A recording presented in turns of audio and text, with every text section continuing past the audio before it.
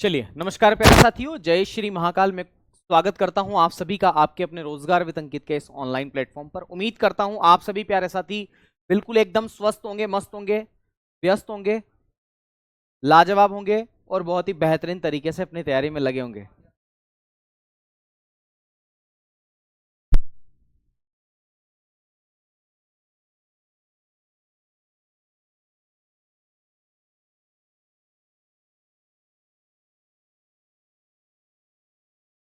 करें आज की क्लास की शुरुआत। जल्दी से एक बार क्लास के साथ जुड़ जाएं।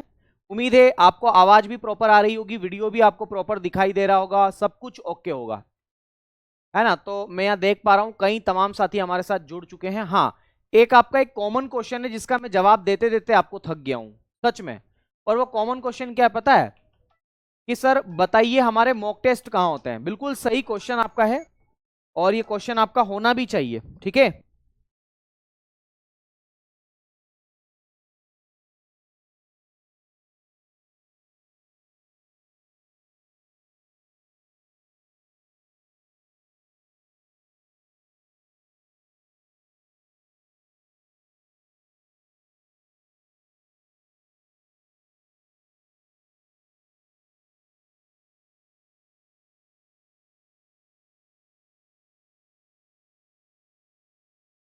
चलो तो यहां की हम शुरुआत करते हैं। देखो, कल हमने लास्ट टाइम जीएसटी के बारे में पढ़ा था। जीएसटी के बारे में लगभग बातें हम लोग कवर अप कर चुके थे। उससे आगे की कहानी को हम आज शुरू करते हैं, है ना। Good evening, very good evening.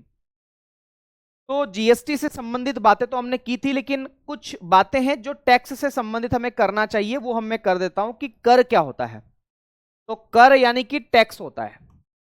कर का मतलब होता है टैक्स। और ये टैक्स जो होता है ये एक प्रकार का अनिवार्य भुगतान होता है। सरकार कानून बना करके टैक्स ग्रहण करती है या टैक्स आपसे लेती है। तो याद रखना, इसके अंदर मैं आपको एक बात बताता हूं कि कर जो होता है वो एक अनिवार्य भुगतान भुगतान है। तो tax is a compulsory payment.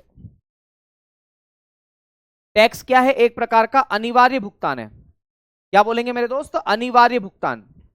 तो आपसे पूछा जा सकता है कि टैक्स क्या है। तो टैक्स एक प्रकार का अनिवार्य भुगतान है।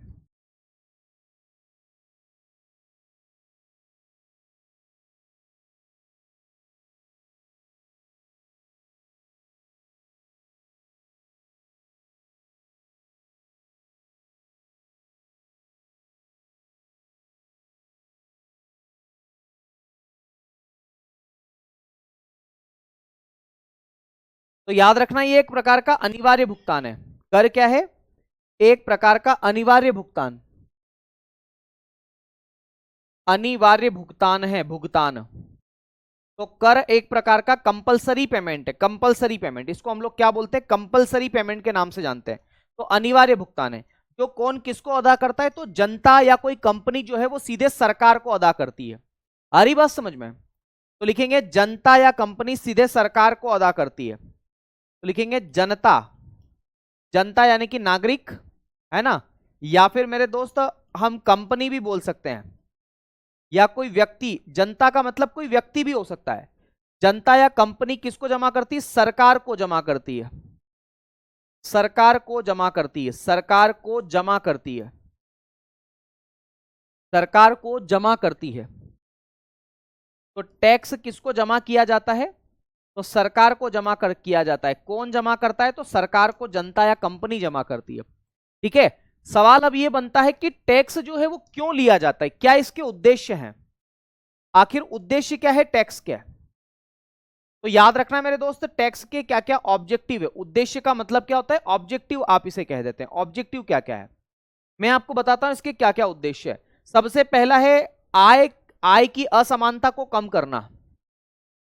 आय की असमानता, इनइक्विलिटीज ऑफ इनकम, क्योंकि एक व्यक्ति के पास ज्यादा आय है। मेरी आवाज को क्या हुआ? हाँ, कल क्लास नहीं हुई थी। कल दरअसल मेरा बीएड का पेपर था, लेकिन मैं टाइम पर नहीं आ पाया और मुझे आते आते लगभग 6:30 हो गई थी। तो मैं इसलिए क्लास नहीं ले पाया, फिर मैंने हटवानी पड़ी वो मुझे क्लास मजबूरी में, है ना। कल क्लास नहीं हुई थी। तो याद रखना है, मैंने आपको पहला बिंदु बताया है। पहला बिंदु मैं बताने की कोशिश कर रहा हूं आप लोगों को कि इसका उद्देश्य क्या है, टैक्स लेने का क्या उद्देश्य है। तो मेरे साथियों, आय की विषमता को कम करना। आय की विषमता कह लो, असमानता कह लो, एक ही बात है। तो आय की विषमता को कम करना,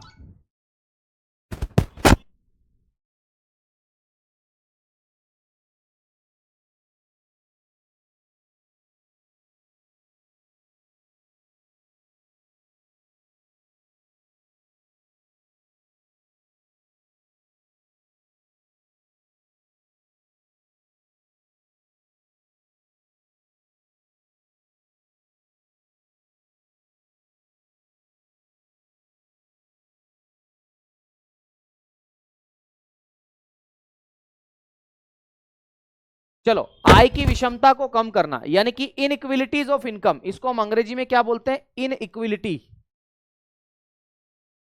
इनइक्विलिटीज ऑफ इनकम। तो आय की विषमता को क्या करना मेरे साथियों? कम करना, क्योंकि एक व्यक्ति 4 लाख कमा रहा है, एक व्यक्ति 2 लाख कमा रहा है, और टैक्स की सीमा है कि भैया जिसका 3 लाख से ज्यादा रुपए कमाता है उस पर टैक्स लगेगा, है ना? तो उससे कुछ पैसा ले लिया, ठीक है ना? अब दूसरा इसकी विशेषता क्या है?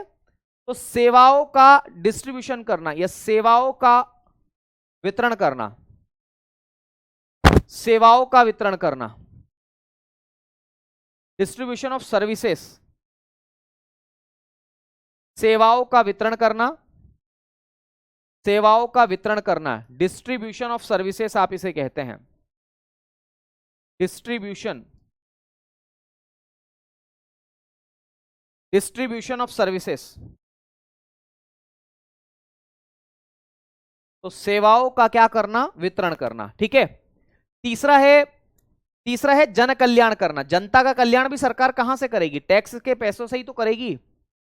तो जन कल्याण, जन कल्याण का मतलब होता है पब्लिक वेलफेयर। इसको हम लोग किस नाम से जानते हैं? पब्लिक वेलफेयर के नाम से जानते हैं। तो जन कल्याण करना या पब्लिक वेलफेयर करना, यह करना भी मेरे साथियों किसकी जिम्मेदारी है? तो सरकार की ही जिम्मेदारी है, ठीक है। इसके अलावा और क्या जिम्मेदारी है? तो याद रखना, सड़क, पार्क,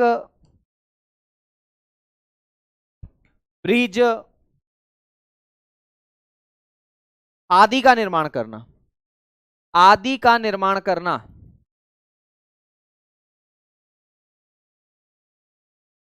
आदि का निर्माण करना, आदि का निर्माण करना। तो यह भी इसी की जिम्मेदारी है। किसकी? सरकार की। अब याद रखना, एक व्यक्ति है जिनका नाम है एडम स्मिथ। उन्होंने कराधान के नियम दिए थे, टैक्सेशन से रिलेटेड कुछ प्रिंसिपल्स दिए थे। तो मैं उनका नाम लिखना चाहूंगा स्वर्ण अक्षरों में, और उनका नाम है एडम स्मिथ। तो एडम स्मिथ ने मेरे साथियों टैक्सेशन के कुछ रूल्स दिए थे, मतलब कैनन ऑफ टैक्सेशन आप इन्हें कहते हैं, कराधान के नियम। तो एडम स्मिथ ने क्या दिए थे मेरे साथियों? कराधान के नियम दिए थे, कराधान के सिद्धांत, ऐसा भी लिख सकते हैं। कराधान, टैक्सेशन, कैनन ऑफ टैक्सेशन आप इसे कह देते हैं ऐसे आसान भाषा में। तो कराधान के नियम के नाम से आप इसे जानते हैं।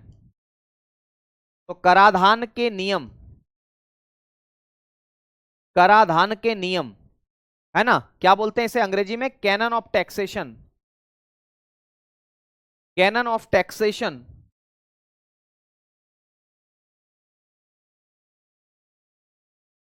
कैनन ऑफ टैक्सेशन के नाम से आप इन्हें जानते हैं। कराधान के इन्होंने नियम दिए थे, ठीक है। कराधान के कितने नियम दिए थे एडम स्मिथ जी ने? तो 4 नियम दिए थे। कितने नियम दिए थे मेरे साथियों? 4 नियम दिए थे कराधान के। कितने नियम दिए थे? 4 नियम दिए थे। अब वो कौन कौन से नियम हैं वो मैं आपको बताता हूं। कल क्लास क्यों नहीं हुई थी, शायद बार बार बताना पड़ेगा, है ना? तो मैं फिर से एक बार बता देता हूं कि कल क्लास इसलिए नहीं हुई थी क्योंकि मेरा बीएड का एग्जाम था, और जब मेरा बीएड का एग्जाम था तो 6 बजे उसकी छुट्टी होती है, 6 बजे ही छुट्टी हुई थी। सेंटर थोड़ा दूर था, मैं सोच रहा था कि 6:20 तक आ जाऊंगा, तो मैंने 6:20 पे क्लास शेड्यूल भी करवाई। लेकिन मेरे भाई मैं 6:20 तक नहीं आ पाया, मुझे 6:35 हो गई थी आते आते, ठीक है। और जब 6:35 हो गई तो फिर मैंने क्लास लेना ठीक नहीं समझा। मैंने कहा 15, 20, 25 मिनट की क्लास लेके क्या ही करूंगा, और ऐसे भी फिर आपको ऐसा लग रहा था कि क्लास लगेगी ही नहीं, तो इसलिए फिर मैंने उसको हटवा ली, ठीक है। कराधान का मतलब होता है टैक्सेशन, टैक्स लेना देना, कर लगाना, इसको बोलते हैं कराधान। तो याद रखना, इन्होंने एडम स्मिथ ने 4 सिद्धांत दिए थे। सबसे पहला था समता का सिद्धांत। कौन सा सिद्धांत था? समता का सिद्धांत। समता का सिद्धांत, इसे समानता का सिद्धांत भी आप कह देते हैं। तो सबसे पहला सिद्धांत है समता का सिद्धांत। क्या नाम है इसका? समता का सिद्धांत नाम है। और इसको बोलते हैं, इसको आप अंग्रेजी में क्या बोलते हैं? इक्विलिटी। तो याद रखना, प्रिंसिपल ऑफ इक्विलिटी के नाम से आप जानते हैं। इक्विलिटी, समानता, मतलब हर व्यक्ति से एक जैसा कर लेगा। ऐसा नहीं हो कि सरकार जो है वो मोदी जी जो है वो अडानी जी से कह रहे यार तुम तो अपने दोस्त हो यार, एक काम करो तुम कम टैक्स दे दो, तो सभी से एक समान कर लिया जाएगा। यह समता का सिद्धांत है, सभी से एक समान कर लिया जाएगा, है ना, याद रखना है। देखो मेरे दोस्त, पेपर मेरा कल भी था, कल भी है, सुनना, कल भी है मेरा पेपर और आज भी था। तो पेपर दे के आना ही पड़ेगा ना मुझे, कहीं से न कहीं से, कैसे भी करके। आज तो मैं जल्दी छोड़ के आ गया पेपर। चलो आगे देखो, है ना। तो याद रखना है मेरे साथियों, समता का सिद्धांत। दूसरा सिद्धांत क्या है? निश्चितता का सिद्धांत। निश्चितता का सिद्धांत, इसको बोलते हैं प्रिंसिपल ऑफ सर्टेनिटी। मतलब एडम स्मिथ का यह कहना है कि किस व्यक्ति से कितना टैक्स लेना है, कब लेना है, कैसे लेना है, कितनी तारीख को लेना है, यह सब पहले ही निश्चित होना चाहिए। तो सर्टेनिटी आप इसे कहते हैं। मैं फिर से कह रहा हूं आप लोगों को, क्या कह रहा हूं? एडम स्मिथ का यह कहना है कि कितना टैक्स किससे लेना है, कब लेना है, कैसे लेना है, यह सब पहले से निश्चित होना चाहिए। भाई सामने वाले को टैक्स अदा करने में कोई दिक्कत नहीं होना चाहिए, ठीक है। हाँ जी, पेट का टॉपिक हो जाएगा। चलो तीसरा नियम मैं बताऊंगा आप लोगों को। पहले तीसरा नियम लिखो। पहला क्या होता है मैंने? समता का। दूसरा निश्चितता का। तीसरा है मेरे साथियों सुविधा का सिद्धांत। प्रिंसिपल ऑफ कन्वेनियंस बोलते हैं इसको, सुविधा का सिद्धांत। सुविधा का सिद्धांत, सुविधा का सिद्धांत। और इसको हम लोग किस नाम से जानते हैं? Principle of convenience. Convenience, principle of convenience के नाम से आप इसे जानते हैं, सुविधा का सिद्धांत। यानी कि टैक्स जमा करने वाले व्यक्ति को सुविधा होनी चाहिए, किसी भी प्रकार की कोई अगर दुविधा हुई तो वो टैक्स अदा नहीं करेगा, है ना। तो प्रिंसिपल ऑफ कन्वेनियंस के अंतर्गत यही बात है कि टैक्स जमा करने वाले व्यक्ति को सुविधा होनी चाहिए, उसे किसी भी असुविधा से नहीं गुजरना होना चाहिए। चौथा लिखना, मितव्ययता का सिद्धांत। क्या बोलेंगे? मितव्ययता। मितव्ययता का सिद्धांत। मितव्ययी का मतलब होता है कम खर्च, तो मितव्ययता का सिद्धांत, है ना। फ्रुगेलिटी के नाम से आप इसे जानते हैं, मितव्ययता का सिद्धांत। इसका मतलब क्या है? तो इसका मतलब यह है कि सरकार जब भी टैक्स संग्रहण करे, फ्रुगेलिटी आप इसे कह देते हैं, फ्रुगेलिटी। मतलब यह कि सरकार जब भी किसी व्यक्ति को अपॉइंट करे कि जाओ टैक्स लेके आओ, तो ऐसा नहीं हो कि वो अपनी कार लेके जाए और 200 रुपए का डीजल जला दे और पता चले वहां से 100 रुपए ही टैक्स जो है ना, 100 रुपए ही टैक्स की प्राप्ति हो। तो ये सारे के सारे इस टैक्स के क्या है? उद्देश्य है, कराधान के सिद्धांत नियम है। किसके द्वारा दिए गए? एडम स्मिथ के द्वारा दिए गए। चलो अगली बात हम बात करेंगे मेरे साथियों, ये जो टैक्स है ये कितने प्रकारों का होता है? तो टैक्स के प्रकार हम बात करेंगे, कर के प्रकार।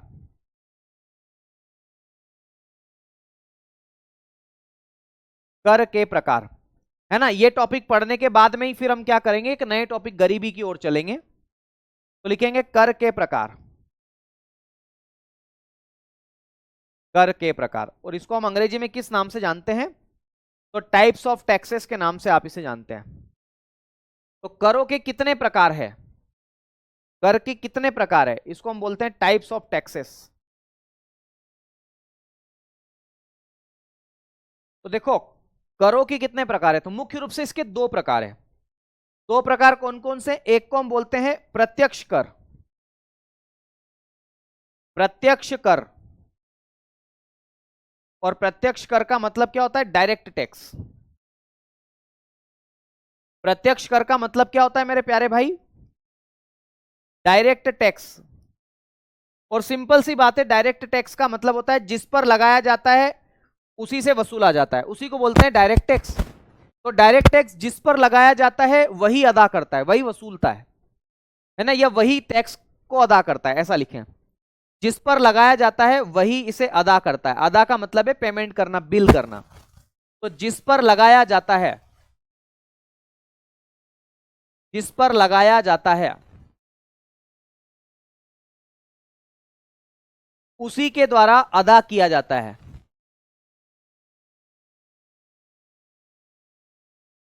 उसी के द्वारा अदा किया जाता है। अदा का मतलब है पेमेंट, अदायगी बोल देते हैं इसे, मतलब जमा करना या देना। मैं धारक को 100 रुपए देने का वचन अदा करता हूं। अदा, अदा का मतलब होता है पेमेंट करना। तो जिस पर लगाया जाता है उसी के द्वारा अदा किया जाता है, अदा किया जाता है। ठीक है मेरे प्यारे भाई, तो ये बात भी आपको याद रखना है। अच्छा, प्रत्यक्ष कर के कौन कौन से उदाहरण हैं? तो मेरे दोस्त अब अगली बात इसके उदाहरण को लेकर के, एग्जाम्पल बहुत सारे आपसे पूछे जा सकते हैं कि कौन सा प्रत्यक्ष कर है, कौन सा अप्रत्यक्ष कर है। देखो प्रत्यक्ष कर के कौन कौन से उदाहरण है। सबसे पहला तो आयकर। आयकर, आयकर समझते हैं? आयकर क्या होता है? Income tax. Income tax, income tax ये व्यक्ति की आय पर लगाया जाता है या किसी भी कंपनी की आय पर लगाया जाता है ना। तो आयकर हो गया। वैसे ही मेरे साथियों एक हो गया निगम कर, कारपोरेट टैक्स बोलते हैं इसको, निगम कर, कारपोरेट टैक्स। जो बड़े बड़े कारपोरेट्स हैं, घराने हैं, उन पर लगाया जाता है कारपोरेट टैक्स।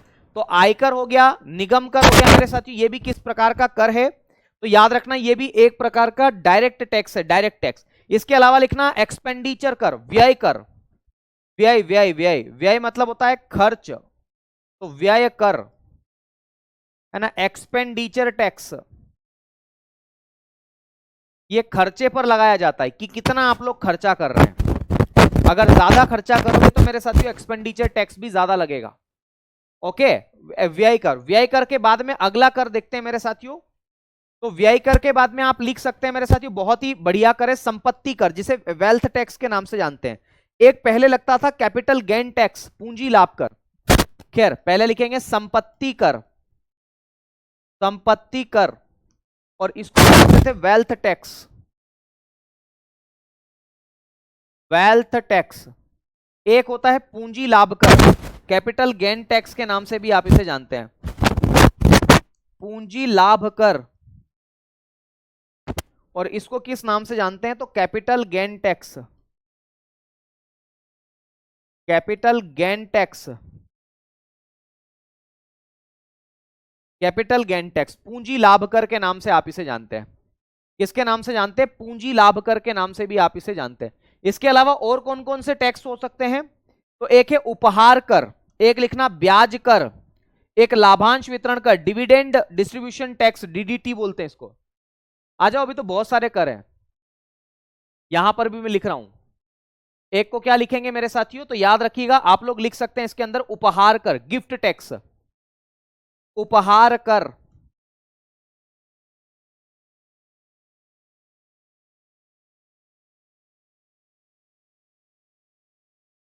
उपहार कर, है ना। उपहार कर के बाद में आप अगला लिखना मेरे साथियों, उपहार कर, गिफ्ट टैक्स मेरे साथियों, गिफ्ट। एक लिखना ब्याज कर, ब्याज कर, है ना, ब्याज,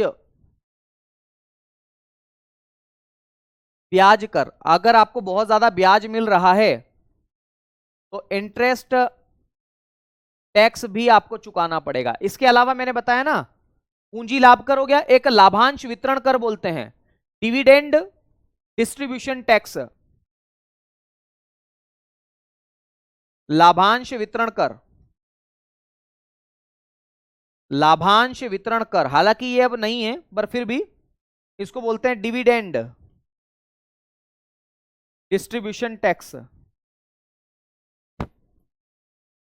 ये जो डिविडेंड डिस्ट्रीब्यूशन टैक्स है ना, ये लाभ पर मिलता था कि कंपनी को कितना लाभ हुआ है, उस पर मेरे दोस्त ये जो टैक्स है आपको अदा करना पड़ता था। ठीक है, तो ये कुछ टैक्स हैं जिनको मेरे ख्याल से आपको याद रखना चाहिए, परीक्षा में आ सकते हैं कि कौन सा कर इसमें से नहीं है। माइक सर, एयर की साउंड आ रही है गुरुजी। अब अच्छा, वॉइस प्रॉब्लम है ना?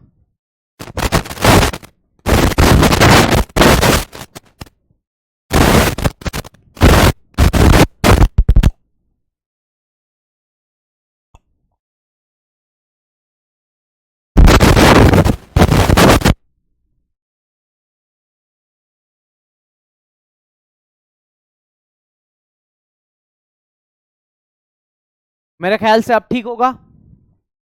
ठीक है, चलो ये तो प्रत्यक्ष कर के बारे में बात हो गई। अब हम हेडिंग डालते हैं अप्रत्यक्ष कर।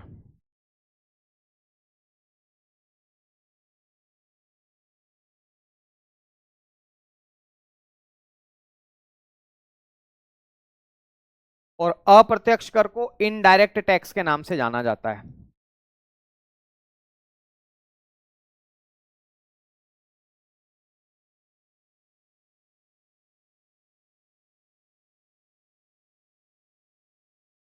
इनडायरेक्ट टैक्स अप्रत्यक्ष कर के नाम से आप इसे जानते हैं। किसके नाम से जानते हैं? अप्रत्यक्ष कर। अप्रत्यक्ष कर क्या होता है? तो यह लगाया किसी और पर जाता है और वसूला किसी और से जाता है। क्या लिखेंगे? यह लगाया किसी और पर जाता है ना, और वसूला किसी और से जाता है। तो लिखेंगे यह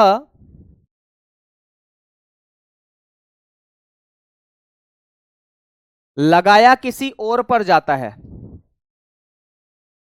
यह लगाया किसी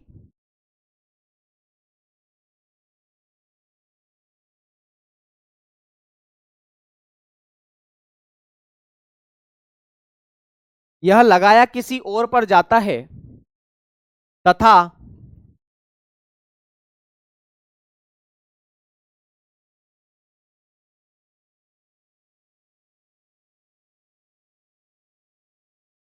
वसूला किसी और से जाता है। यह लगाया किसी और पर जाता है और वसूला किसी और से जाता है।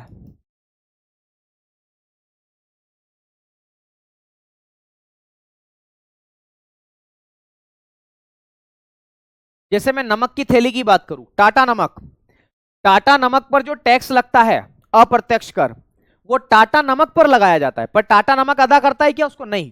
जो नमक खाएगा ना वो उसको अदा करेगा। आ रही बात समझ में? तो ये बात आपको याद रखना है इनडायरेक्ट टैक्स के बारे में। अच्छा, इसके क्या क्या उदाहरण हैं? तो मेरे दोस्त इसके उदाहरण की मैं चर्चा करता हूं कि इनडायरेक्ट टैक्स के क्या क्या एग्जाम्पल है, क्योंकि सवाल तो यहां से भी बन सकता है कि भैया बताइए इनडायरेक्ट टैक्स के कौन कौन से एग्जाम्पल है। देखो, सबसे मैं पहला आपको बताता हूं कस्टम ड्यूटी, सीमा शुल्क। सीमाओं पर जो टैक्स लगाया जाता है उसे सीमा शुल्क के नाम से जाना जाता है, कस्टम ड्यूटी आप इसे कह देते हैं। तो याद रखना है सीमा शुल्क, सीमा शुल्क कस्टम ड्यूटी के नाम से आप इसे जानते हैं। तो सीमा शुल्क कहें, कस्टम ड्यूटी,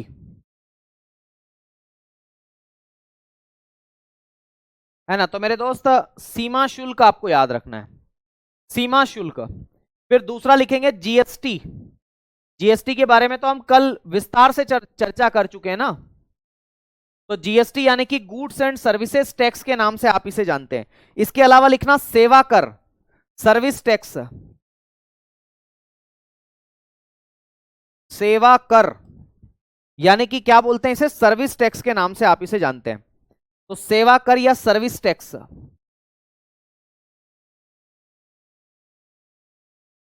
सर्विस टैक्स, है ना। जीएसटी का मतलब गुड्स एंड सर्विसेज टैक्स होता है। इसके अलावा मेरे साथियों और क्या क्या हो सकता है? तो याद रखना है सेंट्रल एक्साइज ड्यूटी आप कह सकते हैं, केंद्रीय उत्पाद शुल्क, उत्पाद शुल्क, हालांकि इसे एक्साइज ड्यूटी भी आप कह सकते हैं, केंद्रीय उत्पाद शुल्क,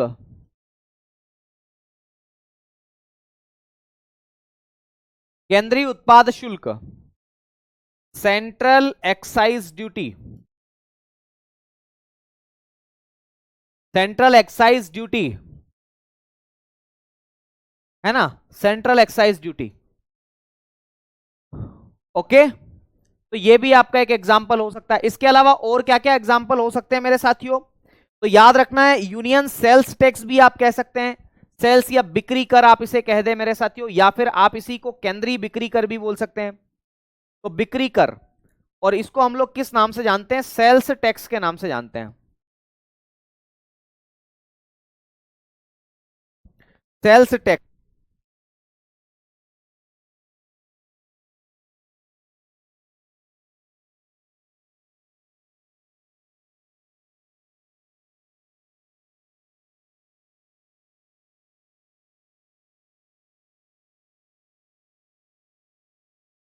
चलो क्या मैंने बताया, तो अप्रत्यक्ष कर में मैंने इतने सारे सेल्स टैक्स भी आपको बता दिए, बहुत सारी चीजें मैंने आपको बता दी। ओके चलो आ गई बात समझ में आप लोगों को,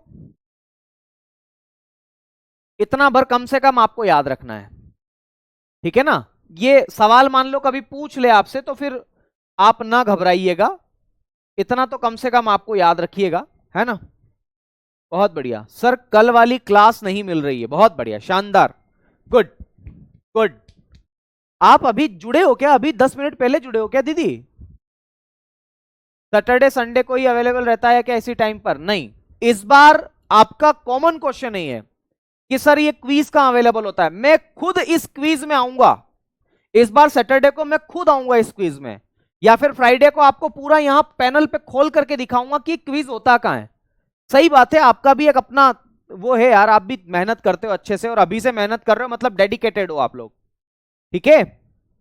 चलिए कोई बात नहीं, मैं इस बार करूंगा इसके बारे में। चलो तो ये इतनी सारी बातें मैंने इसके बारे में बताई है, प्लीज ये आप लोग याद रख लेना। अब मैं एक नए टॉपिक की शुरुआत करता हूं, वो क्या है, गरीबी, ठीक है। तो गरीबी के बारे में मैं चर्चा कर लेता हूं, गरीबी क्या है।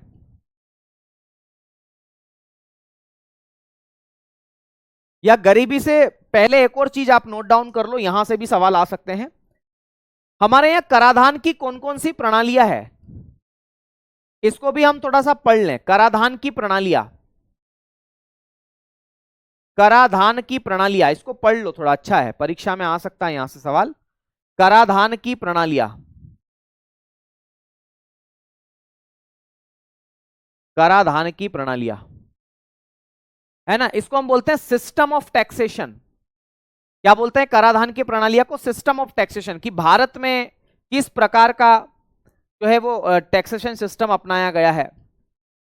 तो लिखेंगे सिस्टम ऑफ टैक्सेशन, या टैक्सेशन सिस्टम भी लिख सकते हो आप डायरेक्टली। तो लिखेंगे मेरे साथियों taxation system, taxation system, sorry for that अगर किसी ने गरीबी टॉपिक डाल दिया हो तो। टैक्सेशन सिस्टम, यार मेरा क्या मन नहीं मानता, मैं सोचता हूं ये करवा ही दूं। दरअसल क्या ना, वहां से आपकी परीक्षा में गिने चुने क्वेश्चन आते हैं, लेकिन फिर भी आपको पता होना चाहिए कि क्या क्या भारत के अंदर और विश्व के अंदर कैसे कैसे इकोनॉमिक्स में टैक्सेशन की कितने सिस्टम है। तो सबसे पहला एक सिस्टम याद रखना मेरे साथियों, उसका नाम है प्रगतिशील कर प्रणाली। क्या बोलते हैं? प्रगतिशील कर प्रणाली।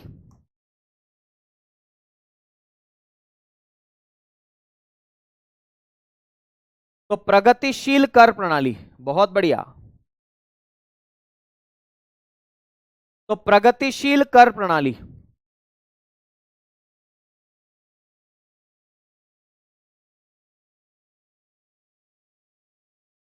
क्या बोलते हैं मेरे प्यारे भाई बहनों? तो याद रखना है, इसको बोलते हैं प्रगतिशील कर प्रणाली।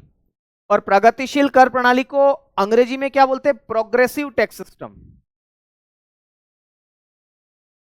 क्या बोलेंगे इसे? प्रोग्रेसिव टैक्स सिस्टम के नाम से आप इसे जानेंगे। तो आप क्या लिखेंगे यहां पर? Progressive tax system. क्या बोलेंगे इसे? प्रोग्रेसिव टैक्स सिस्टम के नाम से आप इसे जानेंगे। तो याद रखना प्रगतिशील, और इसको हम लोग हिंदी अंग्रेजी में क्या बोलते हैं? Progressive, progressive tax system. कोई बात नहीं, गरीबी कल कर लेंगे, अब क्या कर सकते हैं। प्रोग्रेसिव टैक्स सिस्टम के नाम से आप इसे जानेंगे। तो प्रगतिशील कर प्रणाली, प्रोग्रेसिव टैक्स सिस्टम क्या है? तो किसी भी देश में अगर इनकम बढ़ने के साथ साथ टैक्स रेट भी बढ़े तो उस सिस्टम को प्रोग्रेसिव टैक्स सिस्टम हम कहते हैं। ये बच्चा कौन है? Sandeep Kumar. Sir Toyota Fortuner गाड़ी पर 100% जीएसटी टैक्स है। फिर आपने तो 5 12 किसने बोला 100 है? लग्जरियस गुड्स पर 28% जीएसटी है। पर याद रखना है, सुनो मेरी बात ध्यानपूर्वक, परिवहन राज्य सूची का विषय है, तो राज्य सरकार उस पर टैक्स लगाती है, ठीक है, राज्य सरकार लगाती है मेरे भाई उस पर टैक्स, ठीक है। तो याद रखना है प्रगतिशील कर प्रणाली में क्या लिखेंगे कि जब आय बढ़ने के साथ साथ, प्रगतिशील कर प्रणाली में क्या होगा? तो आय में वृद्धि, जैसे जैसे इनकम बढ़ती जाएगी मेरे साथियों, कर की दर भी बढ़ेगी। तो कर की दर, टैक्स रेट इनकम में बढ़ोतरी के साथ साथ अगर टैक्स रेट भी बढ़ रहा है, अगर कर की दर भी बढ़ रही है, तो ऐसी कर प्रणाली को आप किस नाम से जानते हैं? प्रगतिशील कर प्रणाली के नाम से जानते हैं। नहीं समझ में आया? देखो अब समझ में आएगा।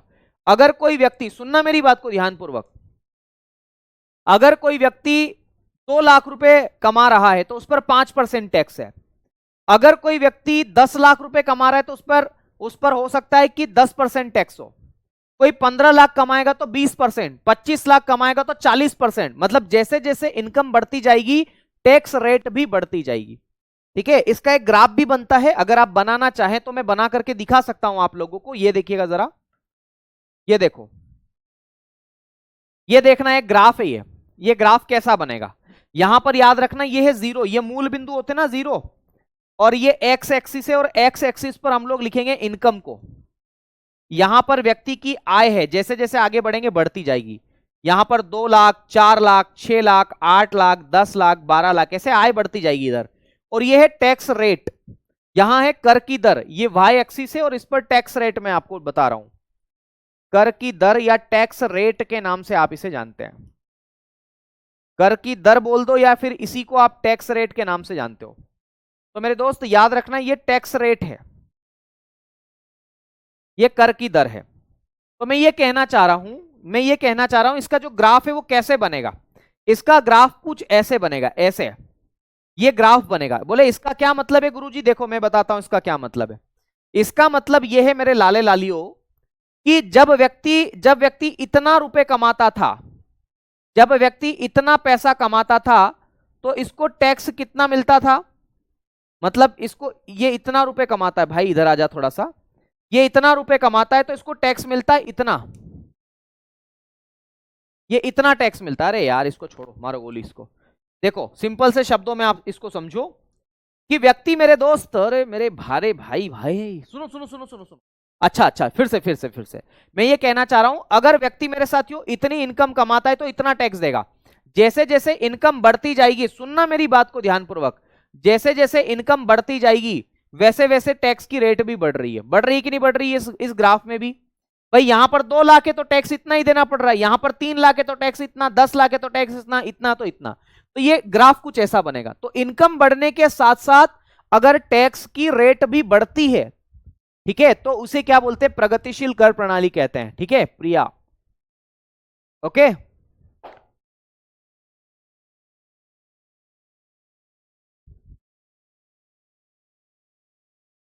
ओके, तो बात समझ में आ गई। प्रगतिशील कर प्रणाली में क्या मैंने बताया? प्रगतिशील कर प्रणाली में मैंने बताया जैसे जैसे इनकम बढ़ेगी टैक्स की रेट भी बढ़ेगी।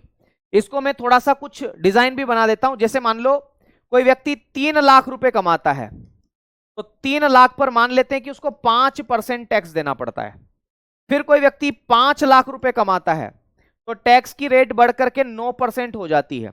कोई व्यक्ति 8 लाख कमाता है तो टैक्स रेट बढ़ करके अगर 12% हो जाए। कोई व्यक्ति 10 लाख कमाता है तो टैक्स रेट बढ़ करके मेरे दोस्त 14% हो जाए। आ गई बात समझ में? तो जैसे जैसे इनकम बढ़ रही है टैक्स रेट भी बढ़ रही है। तो इसी को हम लोग किस नाम से जानते हैं? तो प्रगतिशील कर प्रणाली के नाम से जानते हैं। क्या बोलते हैं? प्रगतिशील कर प्रणाली। इसका जस्ट उल्टा होता है प्रतिगामी कर प्रणाली। ठीक है, डिग्रेसिव टैक्स सिस्टम। अगला लिखेंगे, इसका ठीक उल्टा क्या होता है? प्रतिगामी कर प्रणाली। प्रतिगामी कर प्रणाली, प्रतिगामी कर प्रणाली, प्रतिगामी। और इसको हम अंग्रेजी में किस नाम से जानते हैं? Regressive, sorry regressive. क्या बोलेंगे? Regressive, regressive tax system. क्या बोलेंगे इसे? Regressive tax system. और रिग्रेसिव टैक्स सिस्टम में क्या होता है? तो इनकम बढ़ने के साथ साथ टैक्स की दर में कमी होती है। ठीक है, एक्चुअल टैक्स भी बता दूंगा, है ना? तो याद रखना है मेरे दोस्त, प्रतिगामी में क्या याद रखना है कि इनकम बढ़ने के साथ साथ जैसे जैसे व्यक्ति की आय बढ़ती जाती है, जैसे जैसे व्यक्ति की आय बढ़ती जाती है, कर की दर में कमी होने लगती है। कर की दर यानी कि टैक्स रेट कम होने लगता है। टैक्स रेट क्या होने लगता है? कम होने लगता है। अरे भाई साहब, टैक्स रेट क्या होने लगता है? कम होने लगता है। कम ही होने लगती है। तो जैसे जैसे इनकम बढ़ेगी टैक्स रेट में क्या होता जाएगा? कमी होती जाएगी। मैं आपको बजट वाला टॉपिक पढ़ाऊंगा ना, तब उसमें नई टैक्स रिजीम और ये सब पढ़ा दूंगा, ठीक है? चलिए, तो बात समझ में आई? तो इनकम बढ़ने के साथ साथ टैक्स रेट में कमी होती है। इसको हम लोग किस नाम से जानते हैं? तो इसको हम लोग प्रतिगामी के नाम से जानते हैं। इसका अगर ग्राफ आप देखोगे ना, तो इसका ग्राफ कुछ ऐसा बनेगा। ये एक्स एक्सिस, ये वाई एक्सिस, इसका ग्राफ कुछ ऐसा बनेगा, ये ऐसा। क्योंकि देखो, जब सबसे ज्यादा इनकम थी मेरे साथियों, यहां पर सबसे ज्यादा इनकम है, मान लेता हूं कि यहां पर सबसे ज्यादा इनकम है, तो टैक्स बहुत ज्यादा लग रहा था। टैक्स बहुत ज्यादा लग रहा था। जैसे जैसे इनकम कम हुई, ये सॉरी, जैसे जैसे आय बढ़ती जा रही है, देखो सबसे कम इनकम, फिर से सुनो, मैं शायद मैं गलत बोल गया, यहां पर इनकम सबसे कम है ना, सबसे कम इनकम है ना, तो सबसे ज्यादा टैक्स। देखो ये यहां तक इतना टैक्स लग रहा है। जैसे जैसे इनकम बढ़ रही है, आगे इनकम बढ़ रही है इधर, तो टैक्स की मात्रा क्या होती जा रही? कम होती जा रही। यहां पर और कम लगेगा टैक्स। तो इनकम बढ़ने के साथ साथ टैक्स रेट में क्या हो रही है? कमी हो रही है। तो इनकम जैसे जैसे बढ़ेगा, इधर आएगा बढ़ेगा। देखो यहां पर सबसे कम टैक्स है। आ गई बात समझ? तो इनकम बढ़ने के साथ साथ टैक्स रेट भी कम होता जाता है। ये बात आपको याद रखना है। बजट करा दिया, शायद आपने क्लास नहीं ली बहना, है ना? बजट, नया वाला जो बजट है वो मैंने अभी कहां करवाया? वो आधा अधूरा हुआ ना। मैंने बोला था कि सबसे आखिरी में करवा दूंगा, हैंड रिटन करवा के करवाऊंगा अब आपको, ठीक है? ओके, ग्राफ बना लो, अच्छा रहेगा बनाओगे तो। नहीं बनाओगे तो कम से कम समझ तो लो, क्योंकि आपकी परीक्षा की प्रकृति है ऐसी कि आपसे सवाल पूछा जा सकता है। चलो, अगला कर प्रणाली है जिसे बोलते हैं अनुपातिक, प्रोपोर्शनल टैक्स सिस्टम। क्या बोलते हैं? अनुपातिक कर प्रणाली। अनुपातिक कर प्रणाली आप इसे कहते हैं। अनुपातिक का मतलब होता है प्रपोर्शनल। क्या बोलते हैं इसे? प्रपोर्शनल। प्रपोर्शनल,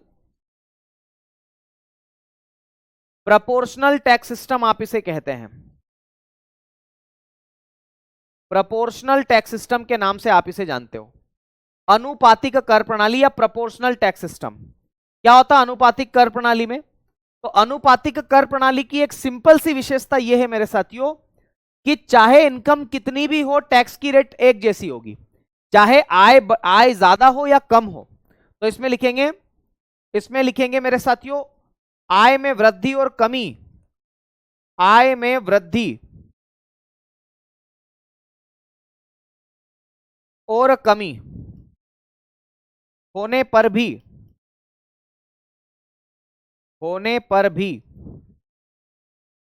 कर की दर एक समान होती है।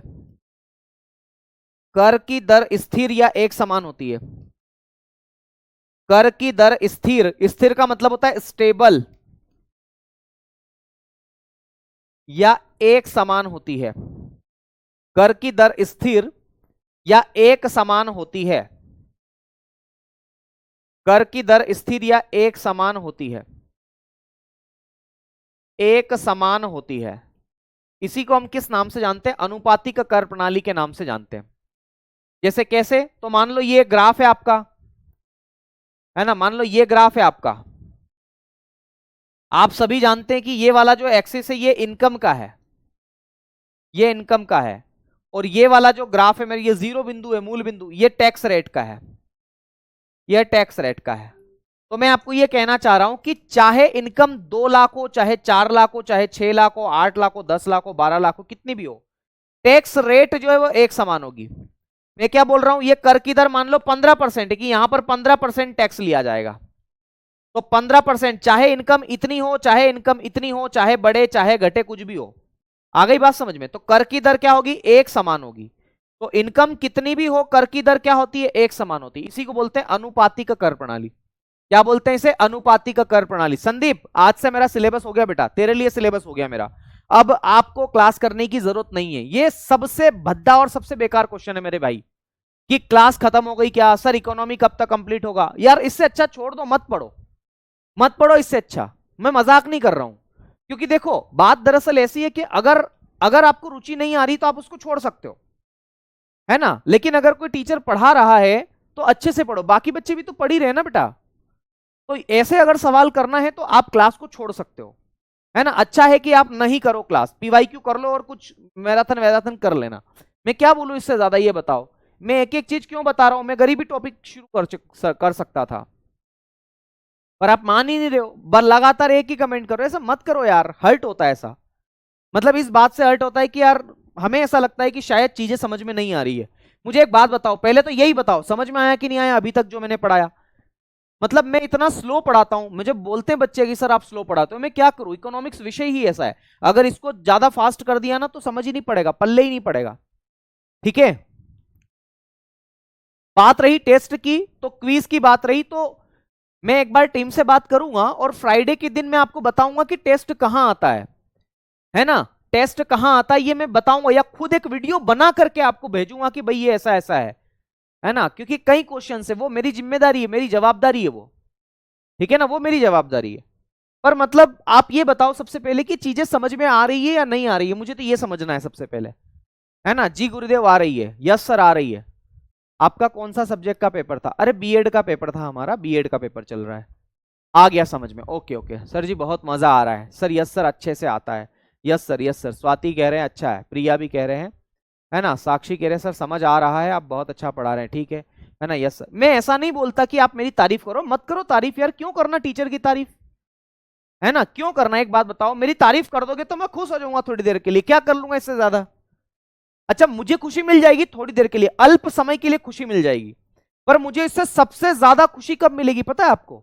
जब आप सम्मान समारोह में आओगे और बोलोगे कि सर हमारे सारे क्वेश्चन फंसे हुए हैं, तो मुझे इससे ज्यादा खुशी क्या होगी। मतलब जब हम वहां देखते हैं ना बच्चों को, सामने अभी यूपी पुलिस का सम्मान समारोह हुआ, तो हम देखते हैं ना सामने बहुत सारे बच्चे बैठे हुए हैं और सबके पास सिलेक्शन है, सबके पास रोजगार है, सबके पास अपनी एक कहानी है, तो असली मोटिवेशन तो हमें वहां से मिलता है। आप कितना भी यहां बोल दो कि sir very good very good very nice sir, बहुत अच्छा, अच्छे से समझ में आ गया, क्रिस्टल क्लियर हो गया, क्लास में याद हो गया, अच्छी बात है, इससे मुझे तात्कालिक खुशी मिल सकती है, मैं अपने आप को संतुष्ट कर सकता हूं इससे क्लास छोड़ने के बाद में कि यार मैंने बच्चों को समझा दिया, मैं समझाने में कामयाब रहा, मैं बस इतना कर सकता हूं। पर यकीन मानो किसी भी टीचर के लिए सबसे ज्यादा खुशी का पल वो होगा जिस दिन आपकी नौकरी लग जाएगी और आप बोलोगे कि नहीं मेरे क्वेश्चन बन गए आपकी क्लास से, तो वो खुशी का दिन ज्यादा अच्छा रहेगा। मैं तो चाहता ही नहीं हूं मेरे दोस्त कि आप मेरी तारीफ करो, मुझे तारीफ पसंद भी नहीं है, मैं खुद अपनी तारीफ नहीं करता, मैं कभी अपनी बीवी की तारीफ नहीं करता, वो मुझसे शिकायत करती रहती है हमेशा। सच में यार, ठीक है। और मतलब मेरा ये उद्देश्य होता है कि मैं आपको अगर चीज पढ़ा रहा हूं तो मैं इसलिए बार बार रिपीट करता हूं क्योंकि जब तक मैं संतुष्ट नहीं होऊंगा तब तक आपको नहीं छोड़ूंगा मैं। भाई मेरा तो उद्देश्य ये रहता है कि मैंने आपको बता दिया कि अनुपातिक कर प्रणाली का मतलब है चाहे आय बढ़े चाहे आय कम हो, टैक्स की रेट एक जैसी होगी, कुछ भी हो जाए, चाहे आय 2 लाख हो चाहे 6 लाख हो चाहे 4 लाख हो चाहे 5 लाख हो, इनकम इनकम टैक्स वही लगेगा, इनकम टैक्स वही लगेगा 15%, बात खत्म। ठीक है, मेरा तो यही रहता है भाई, मैं तो यही करता हूं। मैं तो चाहता ही नहीं हूं, सच बोलूं ना, मैं बिल्कुल नहीं चाहता, मैं तो ये चाहता हूं कि मैं आपको लिखवा लिखवा के पढ़ाऊं। मेरे को कभी देखा आपने पीडीएफ लगाते हुए? बजट वाली लगा दी थी, उसमें भी आपने विरोध कर दिया था कि सर बजट वाली क्लास हमें समझ में नहीं आ रही। मैंने कहा भाई साहब पहली पीडीएफ लगाई मैंने, और अगर उसमें भी आपको ये समझ में नहीं आती है ना, अगर उसमें भी आपको ये समझ में नहीं आती है क्लास, कि बजट वाली पीडीएफ लगाने के बाद भी समझ में नहीं आई, तो मैंने आपको उसी दिन बोल दिया कि चलो मैं लिखवाऊंगा इसको अब, ठीक है, मैं लिखवाऊंगा इसको, मैंने बोल दिया था मैं लिखवाऊंगा। तो यार ये जिम्मेदारी तो मेरी है, मैं मानता हूं इसको अपनी जिम्मेदारी, मैं अपने कंधों पर इसकी जिम्मेदारी लेता भी हूं ना। चलो खैर, अनुपातिक समझ में आ गया होगा। एक और है मेरे साथियों जिसको बोलते हैं अधोगामी, अधोगामी कर प्रणाली। आओ जरा चौथी कर प्रणाली है, चौथा टैक्स सिस्टम है अधोगामी, अधोगामी कर प्रणाली। भारत में यही है अधोगामी कर प्रणाली, अधोगामी कर प्रणाली। और इसको हम लोग अंग्रेजी में किस नाम से जानते हैं? इसको बोलते हैं डिग्रेसिव। क्या बोलते हैं? डिग्रेसिव, डिग्रेसिव।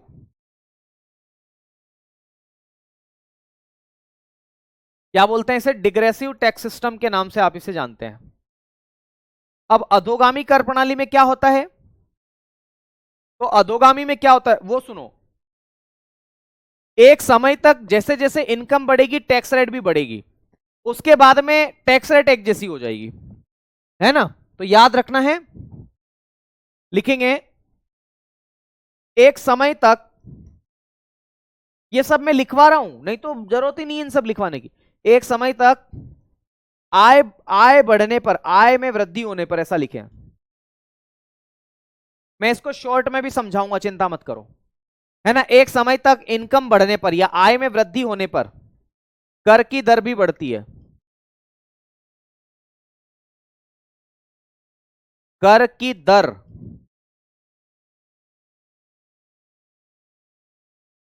भी बढ़ती है, तथा बाद में,